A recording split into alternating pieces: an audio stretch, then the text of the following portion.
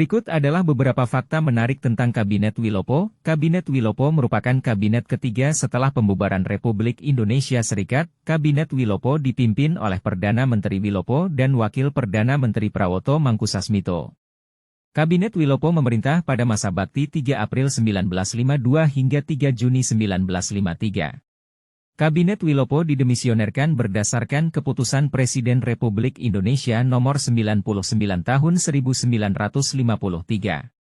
Kabinet Wilopo menerapkan prinsip Zakon Kabinet, yaitu kabinet yang jajaran menterinya berasal dari kalangan ahli. Kabinet Wilopo berusaha menstabilkan keadaan sosial, politik, dan ekonomi negara. Salah satu keberhasilan Kabinet Wilopo adalah menyelenggarakan pemilihan umum. Kabinet Wilopo juga menyelenggarakan politik luar negeri yang bebas aktif. Kabinet Wilopo dianggap bersalah dalam penyelesaian masalah tanah perkebunan di Sumatera Utara, peristiwa Tanjung Morawa.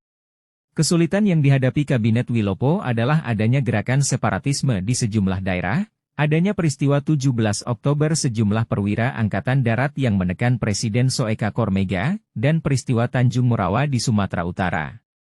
Peristiwa Sokajmo agar membubarkan parlemerintah sesuai dengan persetujuan KMB mengizinkan pengusaha Aluing Morawa terjadi karena anakan tanah-tanah perkebunan. Pencapaiannya adalah 1. Mempersiapkan pemilihan umum. 2. Berusaha mengembalikan Irian Barat ke dalam wilayah Republik Indonesia. 3. Meningkatkan keamanan dan kesejahteraan. 4. Memperbarui bidang pendidikan dan pengajaran. 5. Melaksanakan politik luar negeri bebas dan aktif. Berikut adalah beberapa dampak positifnya. 1. Mendorong pembaruan ekonomi. Kabinet Wilopo berusaha memperbaiki kondisi ekonomi Indonesia yang saat itu sedang sulit.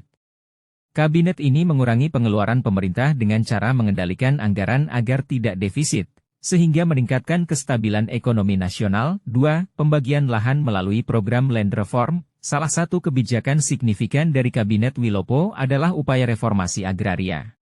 Mereka mendorong redistribusi tanah untuk para petani agar terjadi pemerataan kepemilikan tanah. 3. Menjaga stabilitas politik dalam negeri. Kabinet ini berhasil menjaga stabilitas politik di tengah pergolakan internal dan gesekan antara partai-partai politik.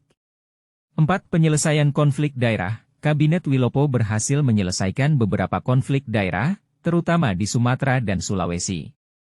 Mereka berhasil menenangkan situasi dengan cara diplomasi dan pendekatan yang bersahabat terhadap pemimpin-pemimpin daerah. 5. Persiapan pemilu pertama Indonesia. Kabinet Wilopo juga mulai mempersiapkan dasar untuk pemilu pertama di